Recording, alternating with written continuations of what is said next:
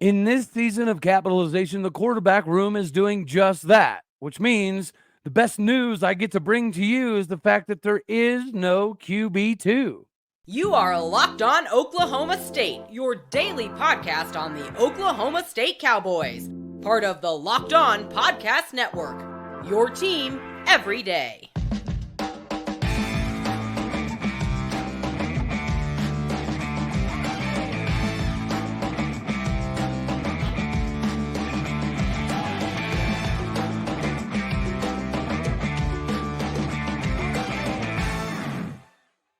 Howdy, y'all, and hello, all. Welcome back to Locked On Oklahoma State, your daily stop for all things Cowboy and Cowgirl related. My name is Cody Stovall. I want to thank you kindly for stopping by to make this your first listen. We're available on all of your podcasting platforms, visually as well on YouTube.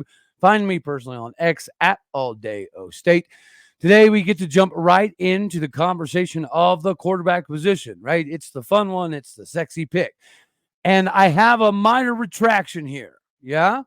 And that is, I have said numerous times, I did not think that Alan Bowman in year 7 was going to be able to improve his pocket awareness and his happy feet and the crawdaddy bailing backwards type of scenarios. Well, it appears as though I was a little bit wrong. Alan Bowman has improved his pocket awareness. He has improved his pocket presence. He's not bailing out right and left as much, near as much. When we do get blitz packages, though, there's a propensity to still kind of guide his feet a little bit too far backwards, but I was wrong. Didn't think that there would be time for him to improve in just a couple months, but it appears as though he has. Now, it's also massively beneficial that our offensive line is like a massive brick wall. That's beneficial. But when the linebackers pick the right holes, yeah, it's interesting to see that there is a development here. And part of this development is Garret Rangel is continuing to get more opportunities, more snaps, and he's capitalizing on those. The biggest thing is his utilization of his legs. Garret Rangel's not a speedster, right? But my comp for Garret Rangel is Clint Shelf. He's that style of player. He's that type of guy. He's improved his speed, not crazy, but more than enough to run away from certain positions. One of those positions is obviously going to be the defensive ends.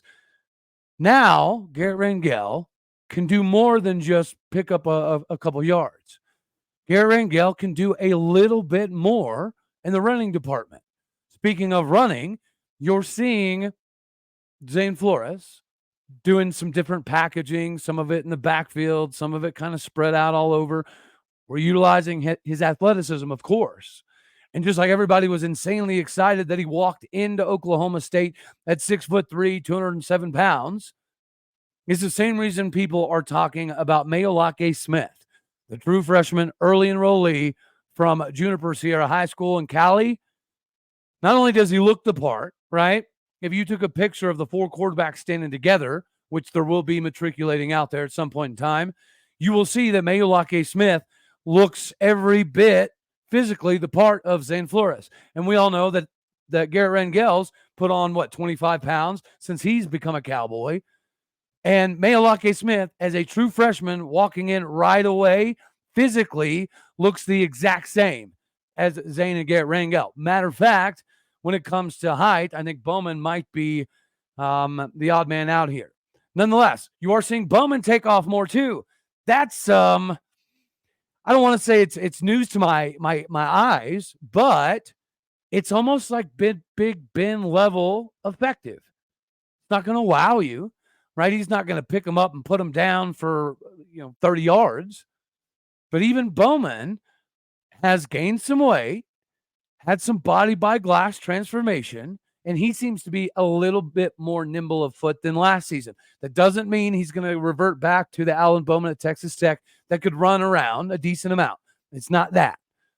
But when you factor in his improvements in the pocket, although, again, there are some little issues when it comes to blitzes and things of that nature. But the progress is there. He did get better. He did improve in that area. Garret Rangel, bigger, stronger, faster. We needed all that to happen 2 years in a row. We've gotten that. He needed more zip on his ball. He needed to have a little bit more of a, I want to say a desire, but the need basically to push the ball up the field a little bit more to allow these receivers to do their jobs. These wide receivers are designed to bail people out. And here's the thing. This is why I always say that I think Talon Shetron's going to have the opportunity to compete neck and neck with Rashad Owens, because Rashad's still the same Rashad. He got a lot bigger, but the dude makes the most crazy catches. He makes Dez Bryant, Tylan Wallace, James Washington level catches. But then he'll drop a couple where he's literally wide open and there's nobody within 6-7 yards of him. So Rashad Owens can do all of the crazy stuff that not very many people can do. And body type wise, not very many DBs are going to be able to touch him, let alone compete with him. If it's a competition for the football, I'm going to bet on Rashad Owens. If it's a wide open stop route, that's when I have reservations with Rashad. But nonetheless, this quarterback room is improved. There's not a debate anymore about just having, the competition for QB2. Coming into this season, most people projected that Zane Flores would be competing with Garret Rangel, possibly passing Garret Rangel, which is still a possibility. But as it sits right now, it seems pretty evident that Zane Flores and Mayo Locke Smith have a battle inevitably that they need to shake down. Physically, Zane brings something to the table, as well as knowing the offense, packaging-wise, that nobody else really offers at the very, very moment. But Garret Rangel and Alan Bowman have morphed into a QB1A and 1B situation. I've had several people tell me, doesn't really matter who we roll out there. Whether it be Bowman or Rangel, you shouldn't see a massive differentiation of product. You'll see a differentiation on how they approach things, right? Bowman and Rangel aren't going to do everything the same.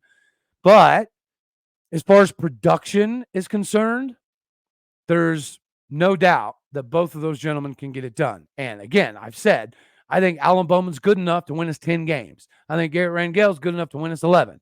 I think Zane Flores is good enough to go in and win us at least 8 or 9. Well, I might have to up the ante here with Alan Bowman. Looks like Alan Bowman might be able to lead us a little past 10 as well. I still do think that, the amount of QB1 snaps he's getting in relation to Garret Rangel is going to be something that's worth the watch. But again, Rangel's getting more and more and more and more opportunities, and you continue to get opportunities when you make the most out of them, right? If you go in the game, you start throwing a bunch of picks, you start taking a bunch of sacks, you start getting a bunch of happy feet, and you let your front side open up and your back side get wonky, and you're opening your legs too wide instead of keeping that back line in a straight line. If you're doing all that stuff, there's going to be negative consequences. But the benefit here is the more that Garret Rangel is able to push, the better it's going to be for Alan Bowman. Alan Bowman's still QB1. But it's safe to say now that Garret Rangel is QB1B, which is big for Oklahoma State, because we all know the gauntlet of the Big 12, injuries are bound to happen. Fortunate for us, last season, we didn't have an overabundance per se. Now, towards the latter half of the season, before the Big 12 title game, it bit us a little bit there, but that's all right. We've been there 2 of the last 3 years. The key is having a defense and a quarterback that can go home with the trophy. This visualization defensively is an absolute nightmare. Again, there's a little bit of missing assignments occasionally, right? When I say missing assignments, it's just misreading the opposition's running back and maybe hitting the wrong hole a hair too early, things of that nature. But this is just spring. That's the beauty of it. Again, the cues, the pass-offs, the switches, the rotations, the communication, all of that stuff is almost like muscle memory, right? It's almost like second nature at this point in time. So now it's just a better eye discipline, better understanding in the scouting reports of where players like to go and what schematically they prefer. Now, of course, that's going to be different when you play opposition, which is why I cannot wait to see this Cowboy team hit the field. The offense is crazy. And I think A.J. Green is better at Oklahoma State than he ever was at Arkansas. I think that's probably because of the offensive line. The offensive line continuity that we have and the interchangeability that we have in the depth of the offensive line is something that Arkansas didn't have. Did Arkansas have big body beasts of dudes up front? Yeah, sure. But again, we just talked about the passing off, the switching, rotations, communication, getting substantially better on defense towards almost muscle memory. That's the exact same thing with the offensive line, but even to another level. And then again, you have a few backup offensive linemen that are good enough to start at probably 70% of Big 12 schools right here, right now. These are our backups on the offensive line. You know, I did the greatest Oklahoma State dream team yesterday, and there was multiple offensive linemen that made the all-time dream team, two deep, that were on the 2011 Big 12 title team. Did we have Joseph Randall? Sure. Did we have Brandon Whedon? Absolutely. Justin Blackman? Yes. But clearly, we had a really good O-line then, too. And then Joe Wickline lost some of his luster, right? I don't know what it was. Complacency, laziness, I'm not sure. But when people say Oklahoma State's not known for their O-line, we are not. But there has been times where our O-line has been close to dominant. 2011 was a pretty good time. This season should also be that. Again, this defense is stupid. The things we're doing are absolutely crazy. I don't know if it's just going to be packaging, because again, last spring, we worked on a lot of power style of personnel groupings, and in the first few games, we didn't even use them. So it doesn't mean that what we're rolling with right now is going to be precisely what we see when the season starts, but it does give us cause to be excited, not cause for concern. What should potentially concern you, because we know capitalization here is key on this channel. Capitalization of your wallet and your budget is massively beneficial to you and your entire family. So why not set yourself up for the best future physically possible? That's going to be with Robinhood Retirement. Ladies and gentlemen, you gotta know that there's 401k, right? And then for retirement, you can also still have an IRA with it. A lot of people don't know that. Robinhood has the only IRA that gives you a 3% boost on every dollar you contribute when you subscribe to Robinhood Gold. But now, right now, through April 30th, Robinhood is even boosting every single dollar you transfer from your other retirement accounts with that 3% match. That's right, no cap on the 3% match. Robinhood Gold gets you the most for your retirement thanks to their IRA with a 3% match. The offer is good through April 30th. Get started at robinhood.com/boost. Subscription fees apply. And the legalities, right? You ought to know that there is some risk involved with investment. Limitations apply to IRAs and 401ks. The 3% match requires Robinhood Gold to have a 1 year from the date of your 3% match. Must keep Robinhood IRA for 5 years. That 3% match, it's transferable and subject to specific terms and conditions. The Robinhood IRA is available to U.S. customers in good standing. Robinhood LLC is a registered broker-dealer. There you go. Prepare for your future with Robinhood and get started there today. We get to shift gears a little bit here. So if you watched the Steve Lutz introduction to Gallagher Iba Arena, I think there's a lot of good things that came out of it. I don't think it was, big hoorah, home run, landslide presentation per se. But clearly, there's a lot of things that Steve Lutz does that is massively beneficial for Oklahoma State. We talked about the Texas boy, the ties, the recruiting, his family, the community, all these things that he prefers. And he said so a multitude of times in different kinds of interviews and radio appearances. So this Stillwater fit has always been the best, right? The tough-nosed tenacity that he's going to bring is huge. He's a student of the game. Like, he's studious in Henry Iba. He's known who Henry Iba is for years. He's studious of Eddie Sutton. Eddie Sutton was one of those idols in the coaching game that he watched when he was growing up. He knows the importance of Gallagher-Iba Arena, what it means to the community and the fan base when it's rocking and rolling.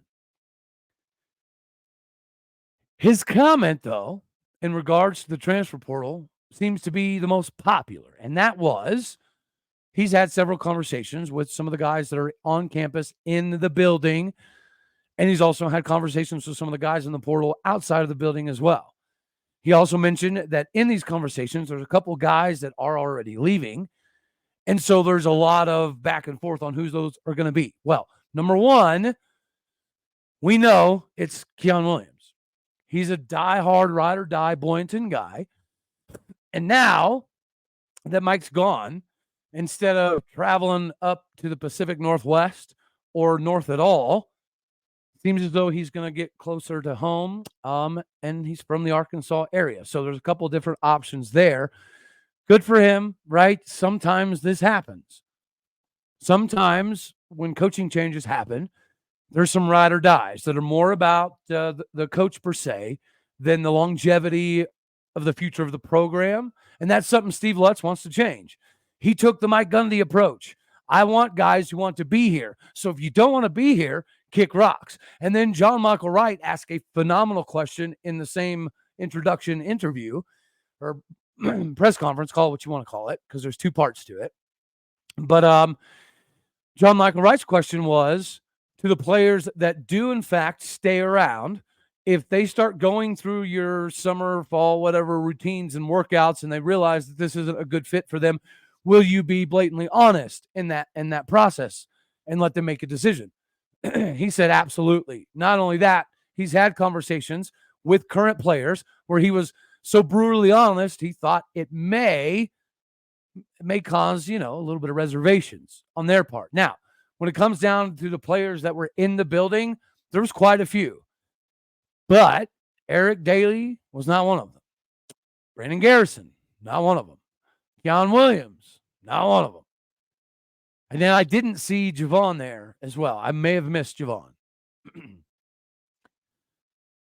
But if you were to take a gander at how last season progressed and what Steve Lutz is going to bring to the table, the one thing he repeated over and over and over is, I don't know what the record's going to be, but I do know we're going to play the hardest. We're going to play our hearts out. We're going to be going crazy all the time. He kept mentioning the Eddie Sutton stuff, the defensive tenacity of what Henry Iba and Eddie Sutton built in that building is part of his foundation. That's his words, not mine. So we already know, right? We've had several comments about we need another Eddie Sutton, put him in shoulder pads and helmet style of guy. Steve Lutz is that. Again, he is honest to a fault. But he does have a lot of connections. He does have a lot of capability in the coaching circles. He's really good friends with Chris Beard. He's been at Purdue. He's been at Creighton. He's made other massive stops. He's been successful everywhere he's gone. We thrive off of this tough nose, I will take no nonsense mentality. And just like, Gundy has that mentality, went through a little phase in complacency, dove back in, reproved that, yeah, Gundy still has it and more. So now we look to capitalize. Steve Lutz is the same way, but Steve Lutz is so eager for this opportunity, there will be no complacency. He will sleep in his office. He will stay up till 2, 3, 4, 5 in the morning diagnosing film of other players that maybe could come to Stillwater. He's going to be diagnosing other tendencies that other teams have that we could take advantage of. The diving on the floor 24/7, having players jump over the scorer's table to save a ball into the crowd head first. It appears as though that stuff is coming back to the house that Henry Iba built. And we'll take it.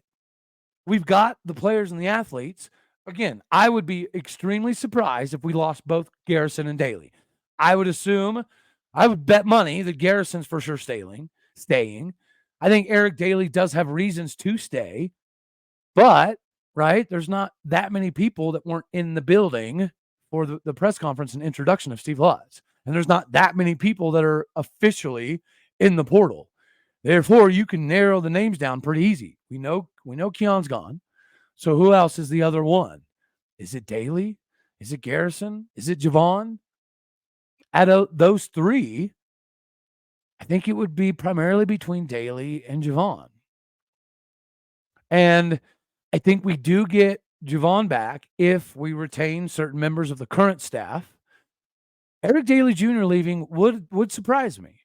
It honestly would. Him being an IMG preparatory academy guy, he's going to have every opportunity in the world. There's not going to be very many colleges in the country that would not only tell him no, but not pay him as what he was coming out of high school. And let's face it, Eric Daly Jr. was productive last season for Oklahoma State. It's not like he was a bust by any stretch. So again, he's got film, he's got production, he's got stats, he's got the high school preparatory academy, and that's important. IMG in and of itself is a big deal, right? Because you do a little bit of schooling, but your day revolves around what sport you're attending that school for. So if it's football, basketball, you wake up, you do your film, you do your dribbling, you do your workout, you do a little bit of scholastics, you go back to practice, you work on your shot, get up 1,000 free throws, whatever it may be, and you do that every single day. And then they have the preparatory type of thing where they're competing against professional teams from other countries. So it's an even higher step up. That's what he came from. That's not going to dissipate. Another person who came from that type of role was Justin McBride before his injury. I thought Justin McBride might be a casualty because he didn't play. And it didn't really look like we knew how to feature him. Well, one of the biggest things that I heard from Robert Allen that I actually absolutely loved was his conversation with Everywhere You've Been. There's been dominant forwards, right? There's been dominant forwards play, and they've ended up in the NBA or the G League or overseas playing professional ball. And that is something that should be a focus. And now, because of that, his ability to produce forwards and the big man game, looks like Justin McBride's back in the fold. I'd be surprised if we lost Daly and Garrison. I mean, I'd be a little surprised if we lost both, kind of. Keon, not surprising. I'm actually a little surprised that Bryce might be hanging around. I figured for, fifth year, after a couple different injuries, maybe he'd want a new change of scenery, but maybe not. Maybe he wants to be a part of the re-emergence of Oklahoma State basketball. Maybe he wants to have a hand in a guy who's taken teams to back-to-back-to-back tournaments. To be a part of that re-emergence of Oklahoma State basketball would be a big deal. So hopefully that's what Bryce wants to do. He wants to be part of that. Jamarian Keller clearly wants to be part of this. I'm very excited what Steve Lutz offers for Oklahoma State. I think the possibilities of us having a response instantly are manageable. And just like what's manageable for you is having access to tickets whenever you need them. Game Time does that for you. They now have an authorized ticket marketplace for Major League Baseball, which makes getting tickets faster and easier. The prices on the Game Time app actually go down the closer it gets to the first pitch. And with last-minute killer deals, all-in prices, and views from the seat, with the lowest price guaranteed topped on there, your Game Time is going to take the guesswork out of you buying tickets. Last-minute deals, flash zone deals, and easy to find, easy to buy tickets make it your next stop for any ticket. Don't stress about the hotels and travel and flights and all that. And also worry about the tickets. Game Time has you covered. The priority last-minute deals typically save up to 60% off buying from last-minute sports, concerts, comedy, or theater events. The all-in pricing means you can just get the total up front. No surprise, no extra fees at checkout. The panoramic view from the seat before you buy, you already know. That's my favorite part. Take the guesswork out of you buying your tickets with Game Time. Download the Game Time app, create an account, and use the code LOCKEDONCollege for $20 off your first purchase. Terms apply, but again, use that code LOCKEDONCollege, LOCKEDONCOLLEGE for $20 off. Download the Game Time app today for last-minute tickets and the lowest prices, guaranteed. Woo! It's not guaranteed is a W in this Bedlam Baseball series, but it's the last, right? And I'm so happy that at the tail end of them being in the Big 12, we were able to go back to home and home, playing games at the opposing, team down the road, instead of meeting up in Tulsa, Oklahoma City for forever and a day. That was cool. But the on-campus stuff, it matters. And now we get Bedlam Baseball, possibly the last round, definitely the last round of the Big 12. And they just so happen to be in our way. They just so happen to be sitting at first place. The team who got swept, or at least lost the series to Lamar, is coming in to take on Oklahoma State now.